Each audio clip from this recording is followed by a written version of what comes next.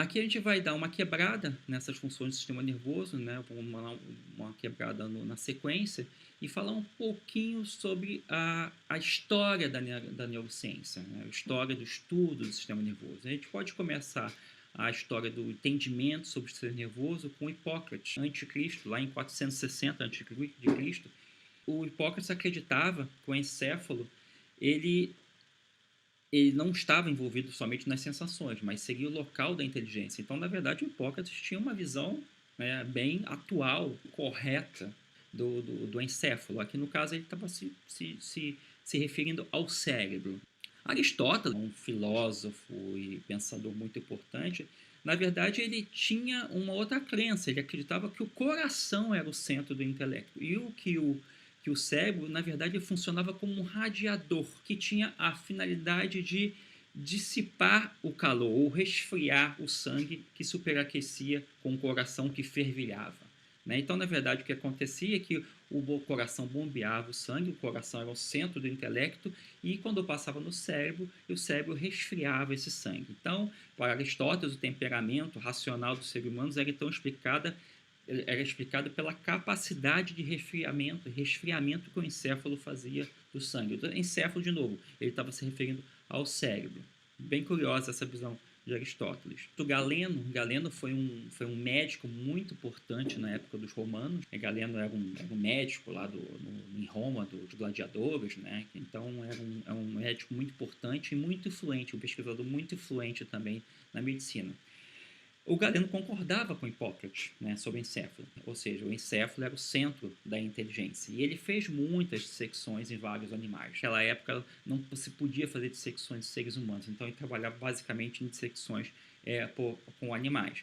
Galeno viu que quando ele tocava no encéfalo, no cérebro recém-dissecado, né, ele percebia que o cérebro era bem mole, ao passo que quando ele tocava no cerebelo, né, no cerebelo, que é uma estrutura que fica posterior, né, faz parte do tronco encefálico. Quando ele tocava no cerebelo, ele percebia que era uma estrutura mais rígida, mais dura. Isso tocando em cerebelos e cérebros de ovelha. Então o Galeno sugeriu, por exemplo, que o cérebro deve receber as sensações, enquanto o cerebelo deve comandar os músculos. Né? Ele fez essa relação entre o toque ser mais suave ou ser mais duro com a capacidade de receber sensações e guardar memórias e a capacidade de controlar os músculos. Né? Então ele entendia que para as memórias serem formadas, as sensações deveriam ser impressas no encéfalo. Então, como o encéfalo é mole, ele poderia acontecer, ele era mais macio. E o cerebelo, por sua vez, como era duro, ele controlava os músculos. Na verdade, a explicação de Galeno, por ser mole e duro, não faz o menor sentido hoje, mas ele, de uma forma errada, ele, na verdade, ele entendeu, ele conseguiu acertar no alvo das funções. Né? A gente sabe hoje, por exemplo, que o cerebelo tem uma função importantíssima em coordenação de movimentos. Isso não quer dizer que o córtex cerebral, que o cérebro, não controle movimentos. O cérebro também tem um córtex, que é chamado um córtex motor e o córtex pré-motor, que são importantíssimos no controle do movimento. Isso a gente está falando aqui de mamífero, somente de seres humanos. Mas o cerebelo tem uma função importantíssima. Mas a gente vê como é interessante, como os pesquisadores antigos, às vezes eles até acertavam a ideia, mas a explicação não era correta. O Galeno observou também que o cérebro era oco, então ele viu que havia espaços, né, fazendo dissecções de cérebro de ovelha, ele viu que havia espaços que a gente chama agora de ventrículos, que eram preenchidos por um fluido. Então ele acreditava o quê? Que as sensações eram registradas no encéfalo e os movimentos do corpo eram iniciados pelo movimento daquele líquido que estava dentro dos ventrículos. Então, é como se os movimentos eles fossem controlados por um sistema hidráulico. Então, o cérebro tinha um líquido dentro e esse líquido era bombeado pelos nervos para controlar os músculos. Essa visão do Galeno prevaleceu por 1500 anos. O Galeno foi muito influente na medicina ocidental, que seria, na verdade, essa teoria, né, da teoria da mecânica dos fluidos, que, por exemplo, posteriormente, já lá no século XVI, o René Descartes também foi um defensor dessa teoria da mecânica dos fluidos, ou seja, esses fluidos dos ventrículos cerebrais eram bombeados para que houvesse um movimento do corpo.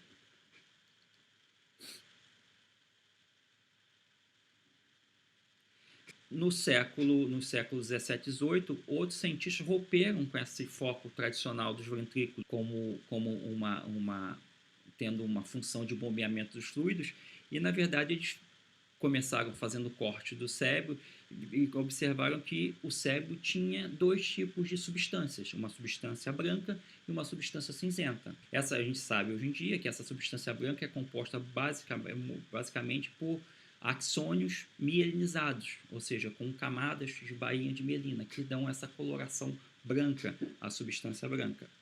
Já a substância cinzenta é formada basicamente por corpos celulares, por núcleos de células nervosas, que dão essa coloração cinzenta à substância cerebral. Isso foi descoberto lá no século XVI, XVII.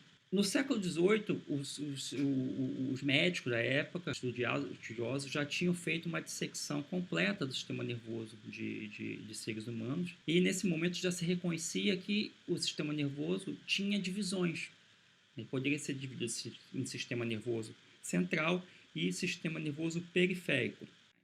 Na virada do século XVIII para XIX, a gente tem descobertas importantes, né, sobre o sistema nervoso. E essa descoberta em particular é extremamente importante, tanto de Luigi Galvani e do alemão Emil Bohr-Riemann. Eles demonstraram que os músculos podiam ser movimentados quando os nervos eram estimulados eletricamente. Então, na verdade, aqui se rompeu com aquela ideia de uma vez por todas da mecânica dos fluidos, e se entendeu que o sistema nervoso ele produzia sinais elétricos. Então, isso é um entendimento muito importante na história da neurociência, que o sistema nervoso produz sinais elétricos. E, nesse caso, esses sinais elétricos são produzidos, controlam os músculos do corpo. Gall foi um pesquisador muito importante na neurociência. Ele propôs uma ideia chamada frenologia. Gall pensou na frenologia quando ele... É curiosa essa história, quando ele estava na escola ainda, e ele teve a percepção que aqueles coleguinhas de turma dele que tinham maior capacidade de memorização eram os que tinham os olhos mais salientes. Então, a partir daí, ele pensou que existia alguma coisa ali na região frontal do cérebro que estava ligada à capacidade de memorização das pessoas. E a partir daí, o Gall começou a desenvolver essa teoria, que foi chamada de frenologia, que a gente poderia entender as funções do cérebro a partir das marcas que o cérebro deixava na calota craniana. Ou seja, ele entendia que o cérebro ele tinha funções, as regiões do cérebro tinham funções localizadas, ou seja, cada região do cérebro exercia uma determinada função. E se uma determinada função era muito desenvolvida, relacionada... Geralmente o Gall fazia essa interpretação em relação à personalidade das pessoas. Então, se uma determinada pessoa tinha uma função intelectual que era bem desenvolvida, isso possivelmente estava relacionada a que uma parte do cérebro tinha um maior desenvolvimento, e isso deixou uma marca no crânio da pessoa. Então, o Gall e seus seguidores fizeram várias medidas no crânio das pessoas para tentar relacionar as áreas do cérebro que deixaram as marcas no crânio com as funções intelectuais e funções de personalidade. E a partir daí, eles fizeram um desenho do cérebro, determinando que cada região marcada no cérebro, cada região do cérebro tinha uma função específica, na cognição e na personalidade dos seres humanos. Então, Gall foi o primeiro a propor essa estrutura localizada do cérebro. Cada região do cérebro tem uma função específica. Isso é chamado de frenologia. No final da década do século XIX, da década de 20 do século XIX, essa teoria da frenologia começou a ser questionada. Então, um fisiologista francês, pegando as informações de Gall sobre os locais do cérebro e as suas teóricas funções na personalidade, no intelecto das pessoas, fez experimentos em animais, destruindo esses locais e vendo qual era o efeito observado no animal. E o Pierre Flores não encontrou nenhuma relação entre as regiões destruídas e um determinado déficit de função naquele animal. Então, na verdade, o Pierre Flores ele concluiu que essas regiões encefálicas específicas não são responsáveis por comportamentos específicos. É uma visão que é chamada a visão holística. Então, para o Florence, o cérebro todo, né, o cérebro não poderia ser subdividido como regiões especializadas para cada função. Todo o cérebro atuava em todas as funções do organismo. Aqui é um ponto interessante, porque na verdade a gente vai ver daqui a pouco que essa visão holística é completamente errada, é completamente equivocada. A visão de compartimentalização do cérebro, cada região do cérebro, particularmente no nosso caso, seres humanos, do córtex cerebral, cada região do córtex cerebral tem uma função específica, essa é o que é aceito hoje em dia, o entendimento correto. Só que Gall, quando propôs a frenologia, ele identificou as regiões erradas. Na verdade, as regiões que ele identificou e fez a correlação com as funções não eram o entendimento que a gente tem hoje em dia. Então, isso é interessante. O Gall, ele acertou que o cérebro era subdividido e cada subdivisão do cérebro estava correlacionada a uma função. Mas ele errou em explicar por quê. E o Florence, ele destruiu experimentalmente essa visão do Gall, mas as conclusões dele são erradas também. Quando o Florence diz que o cérebro seria homogêneo e todas as regiões do cérebro atuariam em todas as funções. Então é algo interessante no processo da ciência. Então essa visão holística, né, ela foi desafiada lá no século XIX, quando dois neurologistas, o Paul Broca e o Carl Koenig, fazendo neurocirurgias em seres humanos, ou olhando através de neurocirurgias, através de estímulos elétricos em regiões do cérebro quando faziam neurocirurgias, ou através da observação dos déficits sensoriais ou de comportamento observados em pessoas que tiveram AVCs, ou seja, que tiveram acidentes vasculares cerebrais que mataram determinadas partes do cérebro. Esses dois pesquisadores, eles viram que sim, o cérebro pode ser subdividido em regiões que estão responsáveis por determinadas funções cognitivas. Eles demonstraram isso, né? Eles começaram a desafiar essa visão holística. E essa visão holística, ela também foi desafiada por estudos de histologia e de citoarquitetura do cérebro. Né? Esses estudos de histologia e de citoarquitetura demonstraram que o córtex cerebral não é algo uniforme. Ele muda de acordo com a região. Ele tem morfologias, tem citoarquiteturas diferentes de acordo com a região. E um dos pesquisadores que demonstrou isso foi esse alemão, o Brodmann, que ele fez a citoarquitetura do córtex cerebral e ele determinou 52 áreas diferentes, baseado na morfologia, né, das camadas histológicas desse córtex.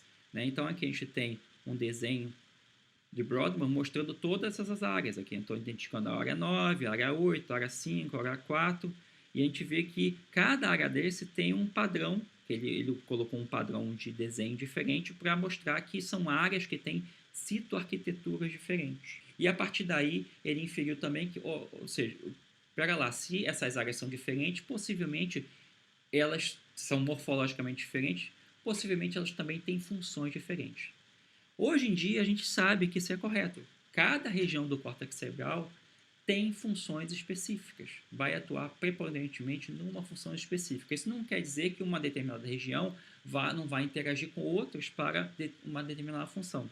Mas é importante salientar que a visão holística é uma visão errada. O cérebro é uma estrutura que é compartimentalizada, no sentido que cada região está responsável por uma função específica. E hoje em dia a gente sabe isso através de estudos de ressonância magnética funcional, onde se coloca o cidadão num aparelho de ressonância magnética e esse aparelho vai medir o fluxo sanguíneo para regiões do cérebro quando o sujeito do experimento ele é perguntado para executar uma determinada função. Então, a partir daí, existe todo um mapeamento das áreas do cérebro que estão colocadas aqui, que estão demonstradas nessa figura. Né? Então, cada região do cérebro ela tem uma função específica.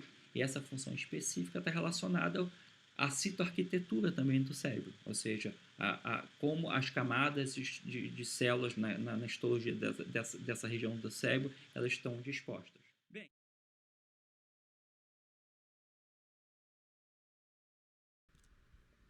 então aqui vamos falar para iniciar duas áreas de associações, na verdade, importantíssimas para os seres humanos que estão ligadas a características mais claras que a gente chama de racionalidade, são áreas ligadas à comunicação, à linguagem. Então são duas áreas, a área de Broca e a área de Wernicke, são áreas que estão ligadas a tanto a produção de linguagem e compreensão da linguagem. A área de Broca e a área de Wernicke, elas naturalmente vão estar conectadas umas às outras, e elas também são áreas de associação, e elas recebem informações múltiplas, principalmente informações auditivas do córtex auditivo primário e informações do córtex visual primário também. Então são áreas de associação muito importantes, e particularmente em seres humanos que têm linguagem muito mais elaborada em comparação aos outros primatas e aos outros mamíferos. Então, a função do cérebro na comunicação é produzir linguagem, né? Para isso a gente tem que escolher símbolos, um conjunto de regras, que é chamado gramática, num determinado ordenamento, né? Que é chamado sintaxe. Também existe o componente emocional muito importante, né? O que se chama valência emocional, que está ligado à linguagem, que é chamado de prosódia. Uma coisa é a gente falar uma coisa, manifestar a linguagem com emoção, outra coisa é a gente manifestar a linguagem sem emoção. A emoção, às vezes, muito mais passa a informação do que a gente quer dizer do que a própria linguagem propriamente dita.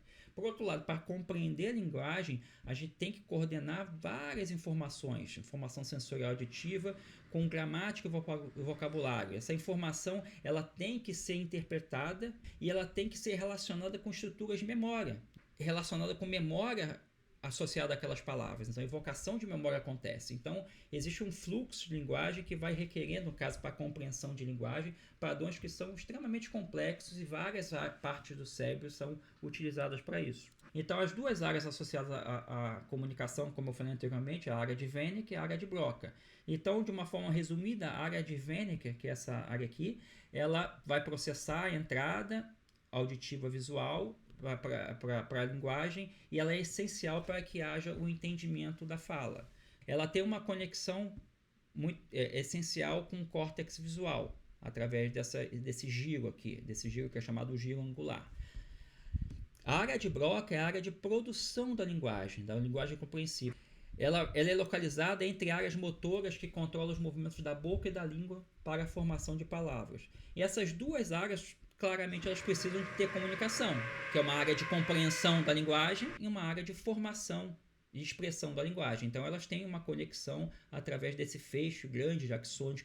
Então, especificamente da área de Wernicke, ela está localizada nessa região que é chamada parietal occipital, parieto occipital, do lobo parieto occipital, na transição. Ela é uma área que está mostrando na figura, ela tem uma confluência, ela recebe múltiplas informações sensoriais, informação sensorial visual, auditiva, até somática, de somatosensorial. Ela recebe múltiplas informações sensoriais. Ela é mais desenvolvida no lado esquerdo do cérebro. O que acontece se existem lesões nessa área? Um AVC, por exemplo, no lado esquerdo do cérebro, nessa região parieto occipital, que inclui a área de Wernicke, que é a área 22. Por que esse 22? É aquela área de Brodmann, ou seja, baseado na citoarquitetura. O que acontece quando a pessoa sofre um AVC, por exemplo, nessa área? A pessoa ela pode ouvir perfeitamente uma palavra, mas ela não consegue agrupar palavras num pensamento coerente. Ela consegue ler as palavras num texto, mas também ela não consegue reconhecer o significado, né, o pensamento contido nas palavras. Então essas pessoas têm um déficit muito grande de compreensão. Elas não conseguem ter a compreensão das palavras, do significado das palavras. Por outro lado, são pessoas que falam perfeitamente, espontaneamente, sem nenhum déficit, nenhum problema na fala.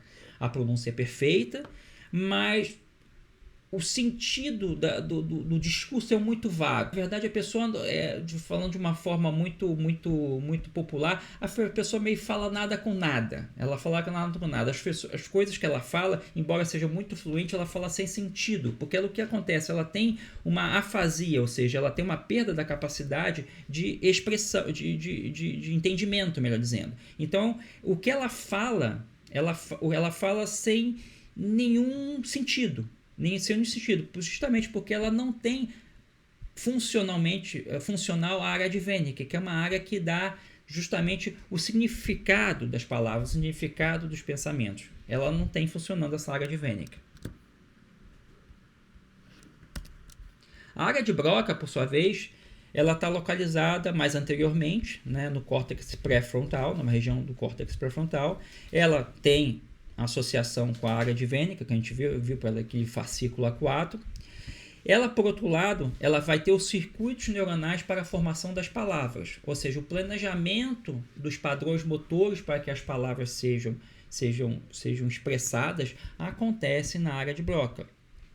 Ela também é responsável por aspectos de organização da linguagem. Então, o que acontece?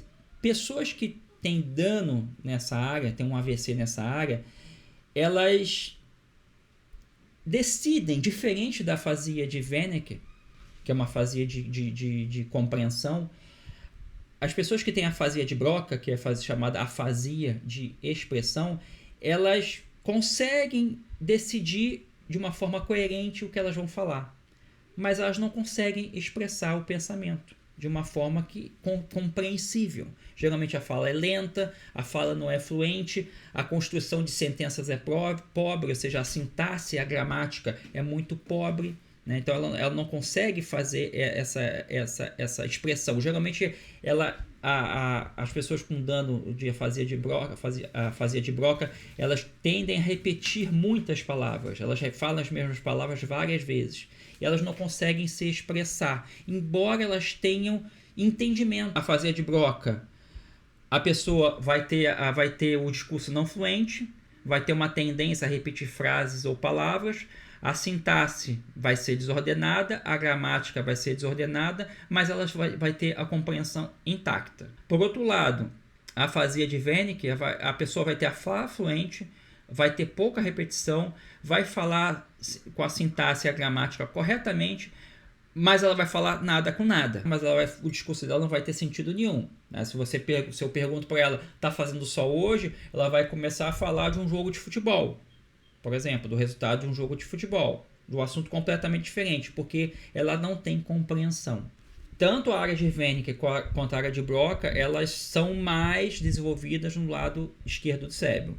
Então, em 97% das pessoas, segundo a informação do livro que eu consultei para vocês, essas funções de comunicação são mais desenvolvidas no hemisfério esquerdo. Então, por isso que um AVC no hemisfério esquerdo ele tem a possibilidade de afetar com mais chance a capacidade de comunicação das pessoas. No hemisfério direito, qual é a função do hemisfério direito na comunicação? Ele é responsável por aqueles elementos associados à emoção e entonação. Então, a pessoa que eventualmente tem AVC nessas áreas no hemisfério direito, ela vai ter uma comunicação sem emoção, né? Essa comunicação sem emoção é chamada aprosodia.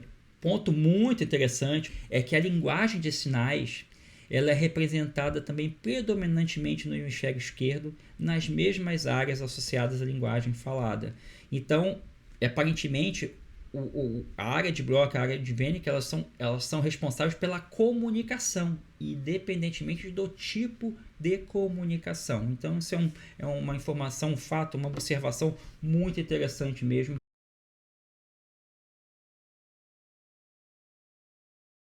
Bem, vamos para uma segunda região do neocórtex. Mas o córtex pré-frontal como um todo, né, que é essa região aqui anterior do lobo frontal, é uma região que está associada a funções cognitivas mais desenvolvidas. E essa região ela é observada em todos os primatas, mas claramente ela é observada, né, mais desenvolvida nos seres humanos. Então, tudo que a gente entende, o que a gente entende como cognição, está muito relacionado a funções associadas ao córtex pré-frontal. Então, o córtex pré-frontal está associado a funções de capacidade de planejamento, funções de ponderar consequências de ações e planejar futuras ações, usa a memória de trabalho para planejamento também. Essa é a principal característica do córtex pré-frontal, o planejamento. Vocês estão fazendo o curso de psicologia, vocês querem se formar em psicólogos, vocês fizeram um planejamento a longo prazo, vocês estão planejando para daqui a 4 anos serem psicólogos. Esse tipo de planejamento, que para a gente, para seres humanos, pode parecer algo trivial, isso para outros animais não existe. Não existe. A maioria dos outros animais vive, sob o ponto de vista de planejamento cognitivo. Aqui eu não estou falando de atividades instintivas, que estão muito relacionadas, por exemplo, a funções do tronco encefálico, relacionadas, na verdade, a variações hormonais. Eu não estou falando disso. Estou falando de atividades cognitivas de planejamento. Atividades cognitivas associadas ao planejamento é uma característica típica e importante de seres humanos. A maioria dos outros animais, na prática, eles vivem no presente. Eles não têm nenhuma capacidade de planejamento futuro.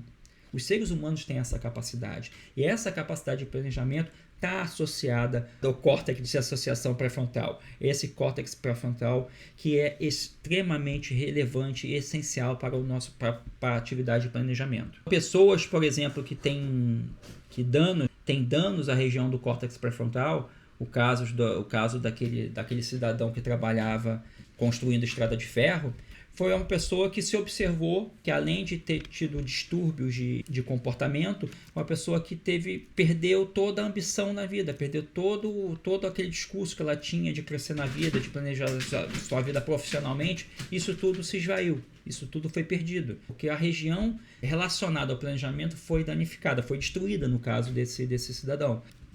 Regiões desse córtex pré-frontal, por exemplo, essa região aqui, órbito-frontal, por exemplo, elas estão ligadas à área de associação límbica. Ou seja, lembra que a gente discutiu na aula passada, viu exemplos na aula passada de tomada de decisões que tem influência emocional. Tem conexões com regiões do córtex pré-frontal. Por exemplo, essa região órbito-frontal, que é a região do córtex pré-frontal, tem conexões com estruturas límbicas.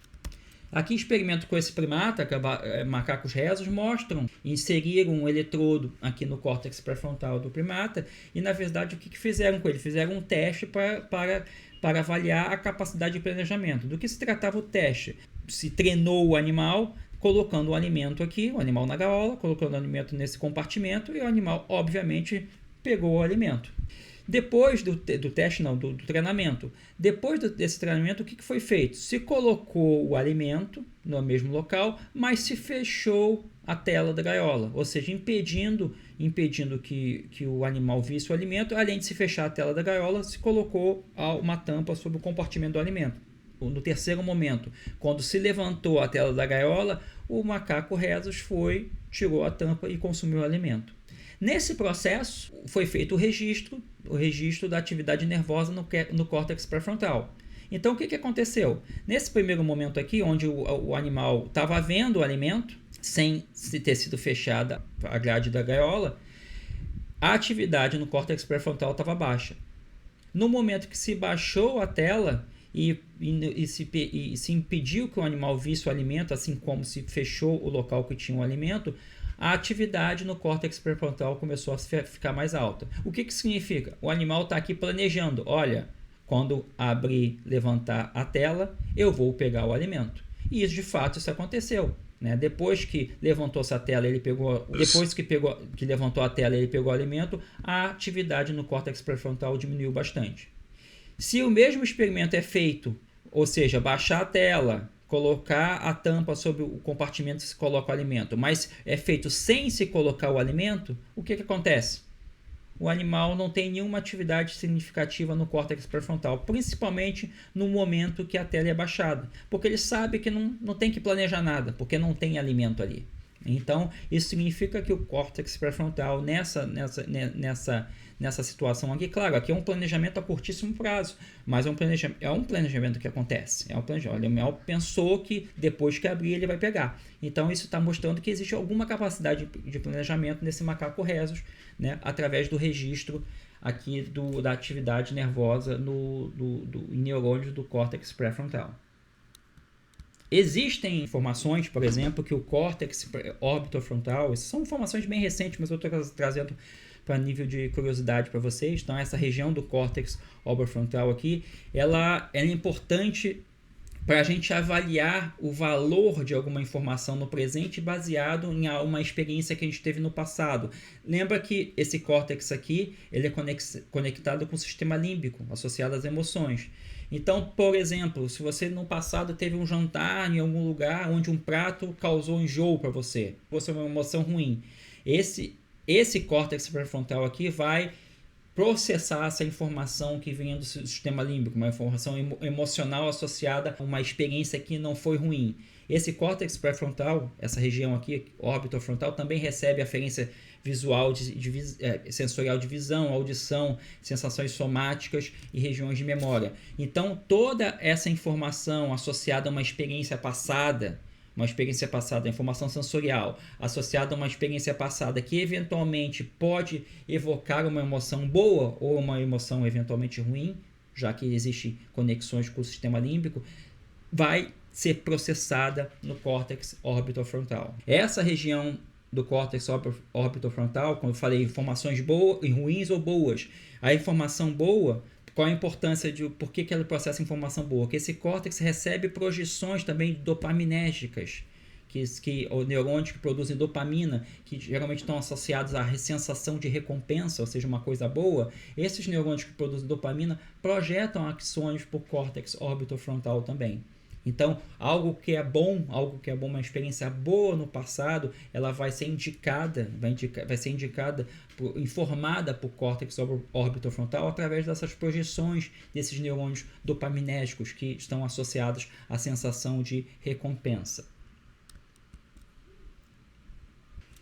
Aqui foi observado, né, é interessante esse aqui também, através de danos, assim, o nível de detalhe, né, da informação. Então, se observou danos em regiões dorsolaterais do córtex pré-frontal. E se observou que os cidadãos, os pacientes com danos dessas regiões, eles começaram a perder um pouco da sua flexibilidade no comportamento. Isso como foi visto? Foi visto que se foi apresentado por esse paciente uma situação onde ele tinha que executar um determinado comportamento seguindo determinadas regras. Eu não me recordo agora exatamente qual era o comportamento, mas ele tinha que fazer uma determinada ação seguindo determinadas regras. E no meio do experimento foi informado para ele que as regras mudaram. Eles têm que fazer seguindo outras regras, outras orientações. Essas pessoas tiveram uma dificuldade muito grande de mudar o seu comportamento relacionado a uma mudança de regras. Então, você vê o nível de detalhe que pode ter as atividades do córtex pré-frontal, tá? Ou seja, uma região que está associada a comportamentos ligados a regras, né? Ou seja, fazer uma determinada ação baseado em um determinado conjunto de regras e orientações. Se existe um déficit nessa região, se existe um AVC nessa região, essa região morre por alguma razão, algum dano, algum acidente, o cidadão que tem o dano, ele tem essa dificuldade de se adequar a uma mudança. Essa região, que eu já mencionei sobre isso, essa região ventrolateral do córtex pré-frontal, está relacionada ao autocontrole. Então, pessoas com danos nessa região do neocórtex aqui, ventrolateral, têm geralmente comportamento impulsivo. Desordens associadas a essa região estão relacionadas também a comportamentos repetitivos, né? Então, entende-se que essa região ela tem uma habilidade para inibir ações e pensamentos repetitivos. Então, pessoas, por exemplo, que têm síndrome de Tourette, que fazem coisas de forma repetitiva, a funcionalidade dessas regiões do córtex, do neocórtex, nessa região ventrolateral, ela está diminuída. Então, pessoas que repetem sempre as mesmas coisas. Transtorno obsessivo compulsivo, por exemplo. Então, pessoas que insistem em repetir os mesmos comportamentos. Comportamento repetitivo de pensamentos negativos, por exemplo, ligados a uma depressão, podem estar associados também a déficit de funcionamento dessa região do córtex, do neocórtex, especificamente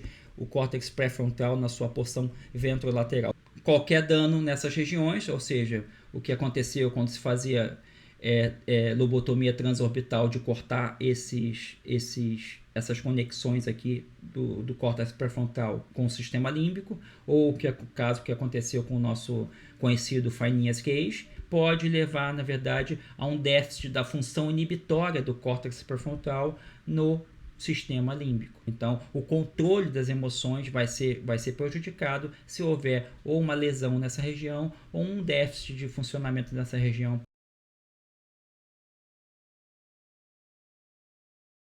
Para finalizar, eu vou falar agora de dois outros córtex, o córtex somatosensorial e o córtex motor. Toda a informação de tato fino e discriminativo, essas figuras aqui, essa figura que eu já mostrei para vocês. Então, toda a informação de tato fino e discriminativo que está mostrada aqui por esse receptor sensorial rosa, toda essa informação ela chega no córtex somatosensorial. Então, todos os nossos receptores de tato, em toda a superfície do corpo, eles vão projetar, essa célula receptora vai projetar os seus axônios, não é um único axônio, porque não é uma única célula receptora, são 3 células que fazem esse circuito, mas essa informação sensorial vai ser projetada até chegar no córtex somatosensorial. E essa informação ela chega no córtex somatosensorial, que está localizado lá no lobo parietal, no cérebro. Então aqui está o córtex somatosensorial, está localizado no lobo parietal. Essa informação chega de forma organizada. Então, se a gente dá um zoom no córtex somatosensorial, a gente observa o quê? A gente observa que todo o corpo é representado no córtex somatosensorial. Então, o que significa cada região aqui? Tronco. O que significa essa região do tronco? Significa que todos os receptores sensoriais da superfície do tronco, da pele, que cobre o tronco, vão projetar os seus axônios para cá. Então, toda a informação sensorial do tronco vai chegar nessa região aqui, de uma forma organizada. Pescoço, cabeça, ou seja, todas as regiões do corpo estão representadas no córtex somatosensorial. Todas as regiões do corpo. E aqui é uma observação interessante. O que tem maior área de cobertura de pele, por exemplo? O tronco ou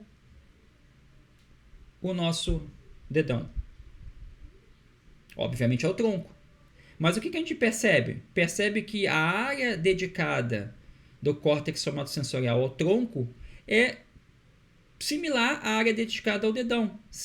Mas o dedão tem uma área muito menor do que o tronco. O que isso significa? E onde a gente tem maior sensibilidade? No dedão ou no tronco? No dedão, obviamente. A nossa percepção sensorial de tato é muito melhor no dedão ou no tronco. Então, o que isso significa? Significa que aqui na ponta dos nossos dedos, isso acontece em todos os nossos dígitos, na ponta dos nossos dedos, a gente tem uma quantidade de receptores sensoriais muito grande por micrômetro quadrado de pele. Uma quantidade muito grande. E isso significa o quê? Que cada um desses receptores vai cobrir uma área muito pequena, vai ter um campo receptivo muito pequeno, porque cada célula receptora vai ser responsável por um pedacinho bem pequenininho de pele. Ao passo que no nosso tronco vai ter um número muito menor de células receptoras sensoriais, e cada célula receptora do tronco vai estar responsável por cobrir um pedação de pele muito maior.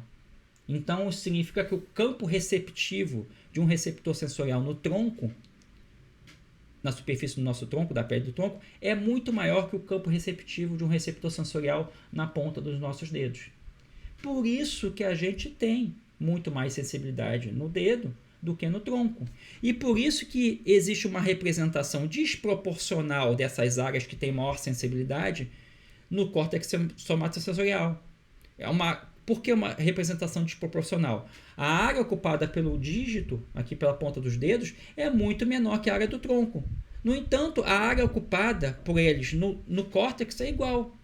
Isso significa que aqui nessa área bem pequenininha do dígito vai ter uma aferência sensorial de informação muito maior. Chega um número muito maior de axônios ali, trazendo informação sensorial, do que no tronco. Porque no tronco existe um número menor de receptores sensoriais.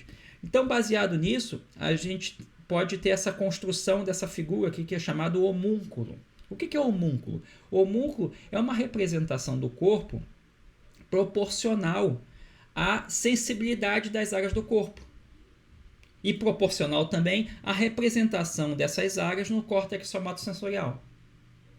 Então, isso significa o quê? Que no nosso córtex somatosensorial, a representação das mãos, incluindo os dígitos, é muito maior do que a representação de todo o tronco. Olha aqui, a representação da mão e todos os dígitos.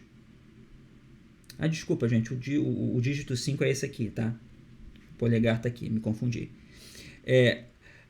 Mas a informação é a mesma, tá? O raciocínio é o mesmo. Então, a representação da mão e de todos os dígitos no córtex somatosensorial, olha aqui como ela é grande. É imensa. E qual é a área da nossa mão com dígitos? É minúscula. Compara com a área do tronco.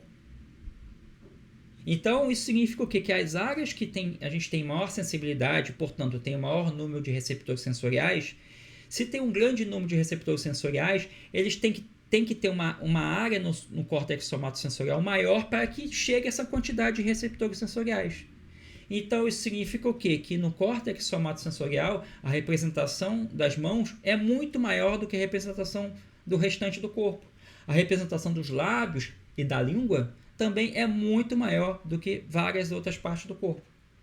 Isso está exemplificado nessa figura, que é chamada homúnculo, que é uma representação proporcional das áreas do córtex somatosensorial projetada nas áreas do corpo.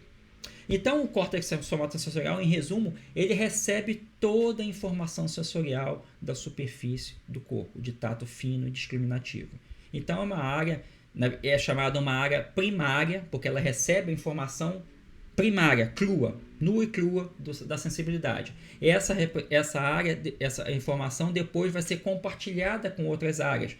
E essas outras áreas são áreas de associação, ou seja, que vão usar essa informação para que determinados comportamentos sejam feitos por nós. A gente tem um determinado comportamento. Mas o córtex somatosensorial é uma área importantíssima e super desenvolvida em seres humanos, mas é chamada uma área primária, uma área primária, ou seja, uma área que recebe informação sensorial primária. Aqui é o córtex somatosensorial. Se por acaso é feita uma excisão completa, ou seja, uma retirada completa do córtex somatosensorial. O que aconteceu? Qual vai ser os déficits da pessoa? Incapaz de localizar diferentes sensações em diferentes partes do corpo. Vai ser incapaz de analisar diferentes graus de pressão. Vai ser incapaz de avaliar o peso dos objetos.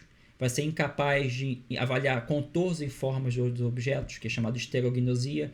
Incapaz de avaliar a textura dos materiais. Então, vai ser incapaz de ter qualquer percepção sensorial. Tá? Vai ter qualquer percepção sensorial. O ponto importante aqui que eu não mencionei é que a informação somatosensorial de tato fino discriminativo do lado direito do corpo, ela chega ao córtex somatosensorial esquerdo. Ao passo que a informação de tato fino discriminativo do lado esquerdo do corpo vai chegar ao córtex somatosensorial direito. Existe nessa via, nessa ascendência, quando essa informação ascende, mas a informação de tato fino discriminativo, ela vai ascender, vai subir pela medula, nessa região posterior da medula, e numa porção lá no tronco encefálico, ela vai cruzar. Vai haver um cruzamento desses axônios. Então, a informação de tato do lado direito do corpo vai chegar ao lado esquerdo, do lado direito do corpo vai chegar ao córtex somatosensorial esquerdo, e por outro lado, a informação de tato do lado esquerdo do corpo vai chegar ao córtex somatosensorial direito.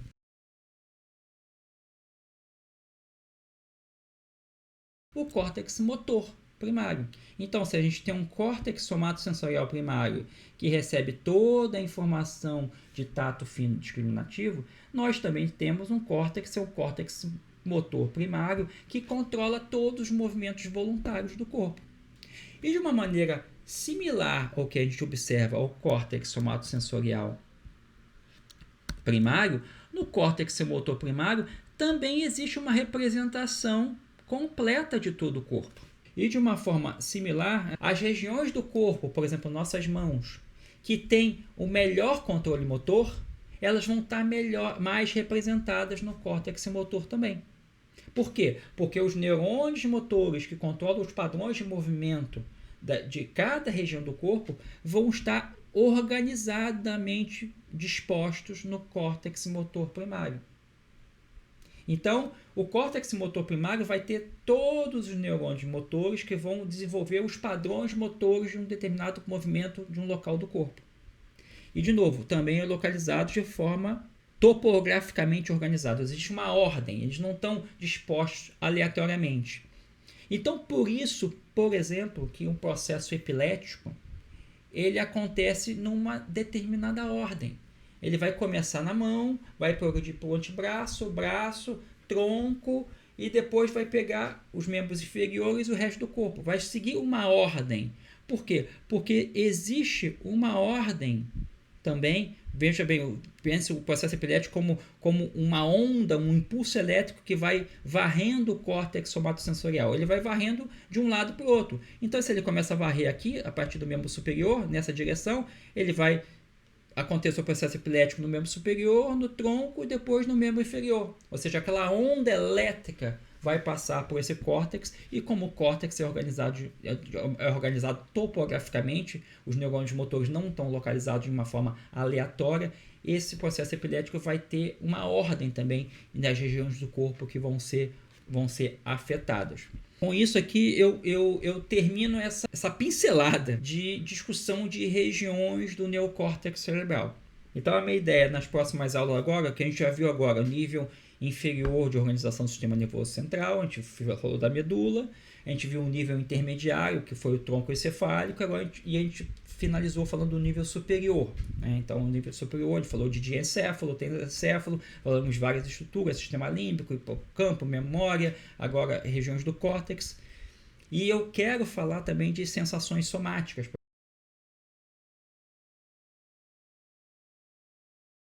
Falar de dor também para vocês, é algo bem interessante.